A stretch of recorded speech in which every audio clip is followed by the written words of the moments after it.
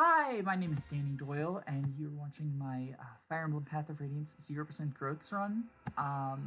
We are about to play Chapter 2, and those bandits from earlier got very angry, so they kidnapped some people for revenge, but our fierce squad of strong people is coming to kill them. I noticed someone is missing. Jacob, do you notice anyone missing? Yeah, Miss and Rolf are not here at the moment. I think they're like in a house you have to go to in this chapter. Do you recruit them in that house, I'm guessing? Oh yeah, probably. I like Mist and Rolf. Rolf is an archer and Mist is a cleric, so they're going to be very helpful in this map. Um, I mean, look at that giant rock in the middle of the map. A paladin can't cross that, so it's a good thing you didn't bring one. what are you talking about? I brought a paladin, an unpromoted paladin, but I brought a paladin. We do have one new unit, who is also a healer, so maybe we can make do without Mist for another 7 chapters. This is Riss. Riss is not very physically strong. Like, he's gonna get two-shot by almost everything, even in the early game. And even in a growths context, he does not ever become bulky. He's mostly just a physic bot because he'll grow magic. And in Path of Radiance vanilla, you can steal a lot of physic stabs. You get thieves who are able to steal any unequipped item, and that includes staves, mostly physics staves. I don't think I'm going to get as much use out of him as normal because his magic stat is going to be a lot lower than it would be in a growths context, but so he'll have less physical range.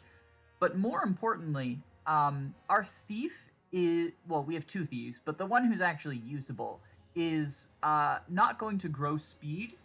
So unless I feed him stat boosters, he won't have any more than his base speed, and eventually enemy sages and enemy bishops are going to be fast enough that he cannot steal from them, and he can't steal their physics staves.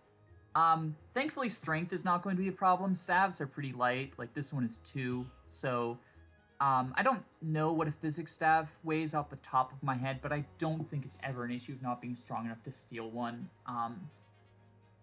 But eventually things will outspeed him, and then I will, my supply of physics staffs will dry up. Plus, just like Riss is a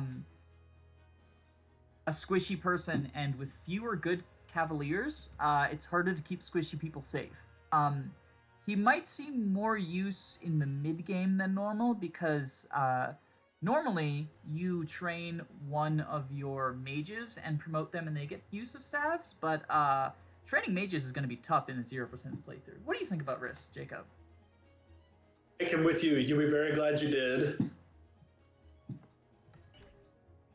Yeah, I think Riss will be a bit more useful in mid game compared to what he usually is. I mean, you always get to a point in the mid game where you don't even really need stabs just because your cavalry just snowball out of control compared Yes, to I how can't fast wait the for all enemies of my grow. cavalry to snowball. Oh, yes. I mean, we got some pretty good level ups last chapter, right? Yeah, I mean, what's Oscar's strength look like? This joke is I already mean, it's old. 6. I do want to note he's at 0 experience. So he got an exact level up, which is kind of funny. Doesn't actually help in any way. In order to keep Riz safe, I'm just going to back everyone into a corner for now. Ah, We are yes, awaiting the our Lord whole and of in a corner Savior. strat. And that's turn 1. Oh, here, look, there's the house. I see they're already having their C support. Don't worry, they'll be fine. We're coming to rescue them. See? Boyd two-shots this guy. Like, he's a good unit. He's so good. He could probably solo this map. If it weren't for the fact that Oscar is going to be a better rescue dropper, I think it's kind of funny that Boyd is going to be like combat wise, he's like going to be outshining Oscar just because the enemies are slow enough they don't double you, and Oscar wouldn't be fast enough at this point anyways to double them. So Boyd with axes and higher strength is just doing the more damage. Sure, but he's going to get doubled very soon. Like in this map, he'll probably still be fine for the most part. That mercenary might double him, but otherwise, like, he's slow, but he's not that slow. And thankfully, the mercenary didn't go for him, or he'd probably be dead. These enemies don't know weapon triangle, do they? He's just attacked the lance guy. Oh, we're getting a new unit. Yes, our Lord and Savior. Titania is wonderful. Um, who is the most dangerous? Oscar can probably kill this mercenary, right? Yeah. Yes.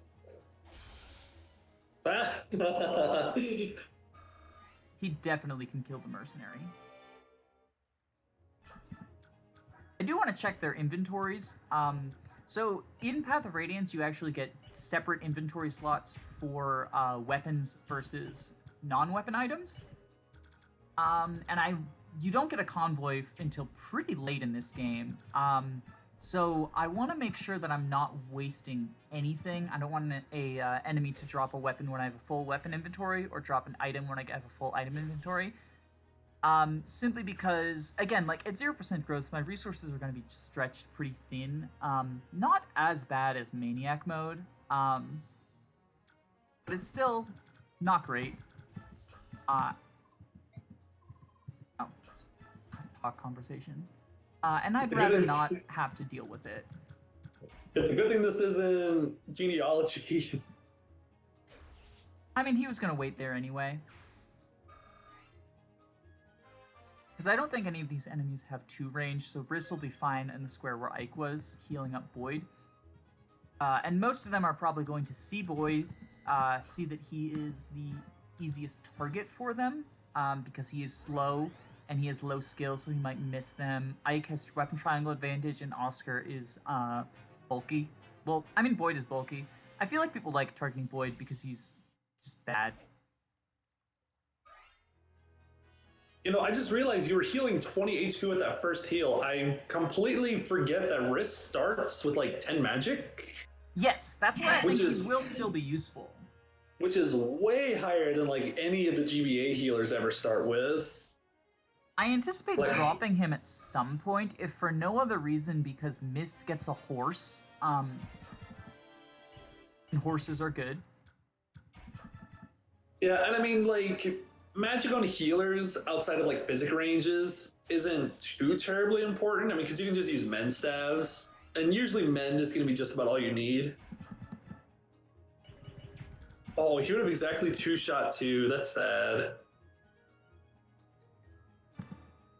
I do want to train Riss's staff rank. Like, there's not much that I have to worry about in terms of the early chapters, aside from just complete the objective.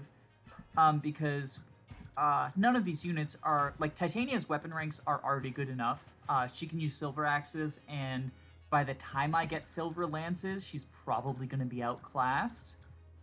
So I don't have to worry about that, but I do want to raise Riss's staff rank, because he starts with D, and Physic... I think in this game, Physic is C, and then Sleep is B. Sleep and Silence are both B. And those are nice benchmarks to reach. I don't know if I'm ever going to end up using them. Yeah, but it's nice to have the option. I don't imagine anyone on your squad will have the high enough magic to like actually hit with those staves, especially the Silent Staff. I'm more worried about Physic, but like Sleep could be useful. Silence is probably not going to. Because the staff hit formula relies on, basically, you're more likely to hit people with low res. And who else are you going to, I mean, outside of Mist, your only other person that uses stabs upon recruitment is Valencia, right? Valencia is probably going to be my primary staffer once I get her. She has Canto, she flies. Ooh, see, this is what I wanted to avoid. I'll drop this iron sword. Yeah, I think it's going to be a while before you have a huge demand for swords. Yeah, and when I do have huge demand for swords, it's not going to be demand for iron sword. You know, I also have to remind myself, if I ever have to like drop weapons, I always have to remind myself that this game wasn't balanced around you having the 4 iron swords. No, that's a good point. So like, can this guy get into the bush? No, he can't. Okay, it still feels bad because it's like, oh man, I'm like losing out on a weapon or something. But I mean, if you really think about it, you're not really meant to have them. They're more like happy little accidents. Sure, but this game also wasn't balanced around not having growths. So I'll take whatever advantage I can get, even if it wasn't put in there intentionally. Okay, this is the English version, so I'm not going to have access to the crit Underflow Forge. which in the Japanese version, you had the ability to create weapons that had 255 points of crit on them, and guarantee a critical hit. If I had access to that, I still wouldn't do it because that feels against the spirit of the run. But I don't have access, so it's irrelevant. Now enemy phase him. And besides, 3 times 0 is still 0. Yeah, I mean, the one it would be most relevant for is Thunder, because hitting on res and being able to crit is, like, a big deal. Like, Slim Swords and Slim Lances and Thunder are the only weapons that you have the option to give 255 critical. And of them, Lances go on your Flyers, but your Flyers are going to have terrible stats. And Thunder go on your Mages, who, even if they have bad stats, they hit on res. I'm not moving Oscar because this is a route map, and if they have the option to attack Oscar, they won't die. I'm hoping that this guy doesn't have healing AI active, but he might. Yeah, he does. He ran to the heal hedge. I do love heal hedges, like, as a concept. Especially when they're trying to go for the more, like, proper scale Fire Emblem, as opposed to, like, the GBA, where it's like, hey, I'm going to stand on top of this fortress. Yeah. I mean, in GBA, they're doing what they can with the graphics, but it was a little bit weird to have, like, a unit take up an entire slot on a fort, especially when they, like, block reinforcements that way. Heal hedges are cool. I don't like the heal hedge in chapter 26 or 27. It's the second to last chapter. There's a heal hedge that Tibarn likes to use that puts him in range of a bunch of siege tomes. And I don't like that one because it makes my best unit die.